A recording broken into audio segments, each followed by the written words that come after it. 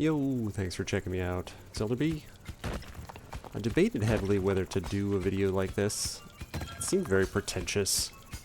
You know, all my 16 subscribers and not great views and whatnot. It's not like I have a following at this point, but at the same time, if I had subscribed to somebody who had 15 other subscribers and all of a sudden they stopped making videos, maybe I want to know why. So here we are.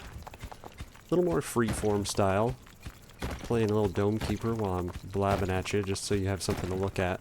But I kind of want to talk about where the channel is at this point, what the intent is going forward, just in case there's some... What happened to this guy? So, I've been making a video every 1 to 2 weeks for just a few months, and I've been really enjoying it. I'm still enjoying it. But I kind of didn't know when I started the channel what the intent was, what I wanted to do with it. I knew I wanted to make videos because I hadn't done it before, and just to kind of challenge myself technically, I guess, and creatively, of course. And I'm pretty happy with the progression. If you look at my first video versus, you know, maybe the most recent one, I'm happy with where I'm at, but I obviously could improve. Anyway, I digress even further than intended. But my initial intent, I do have to think a moment while I'm selecting upgrades. My initial intent was to make Rust videos on YouTube and stream demos and gameplay and stuff that I was just doing for fun. And I think what ended up happening is I haven't made really any Rust videos at all, except for my initial ones. And then I've been doing videos and streaming the demos and the playtests and things like that. So I'm having a great time doing it, like I said. But it does... Better get back to the surface. It does restrict some time for other things. For instance, I have some background in programming, computer science specifically. So I've always had kind of the desire to make games, and without the experience, exposure, and particular training, I'll call it. Where's the timer? We need the timer. There it is. I haven't really committed officially to make games.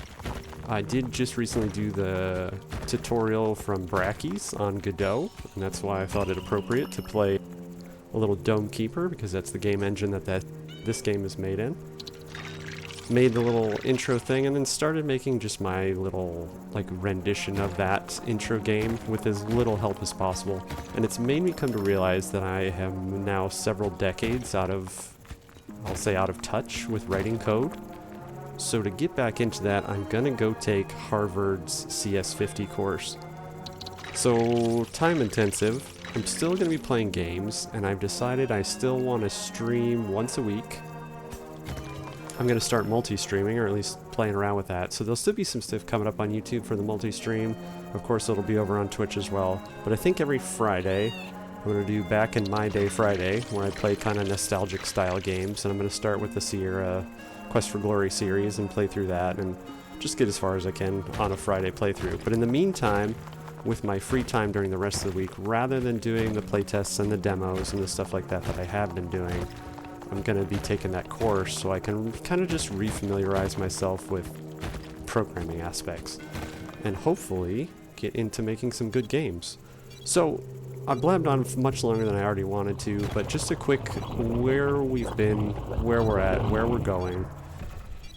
Because it could be, I don't know, 3, 4, 5, 6 months before I get back into it, and maybe not. Maybe I come back immediately after. Who knows? But I do know that I wanted to say thank you to the 16 subscribers I do have, to the viewers that have popped in, and the people who have left comments and likes.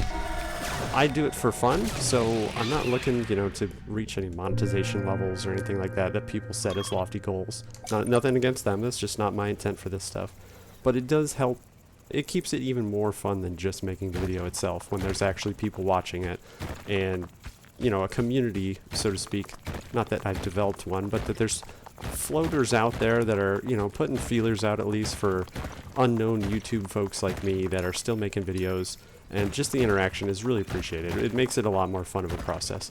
So all that blabbing aside, into the game dev journey I'll call it.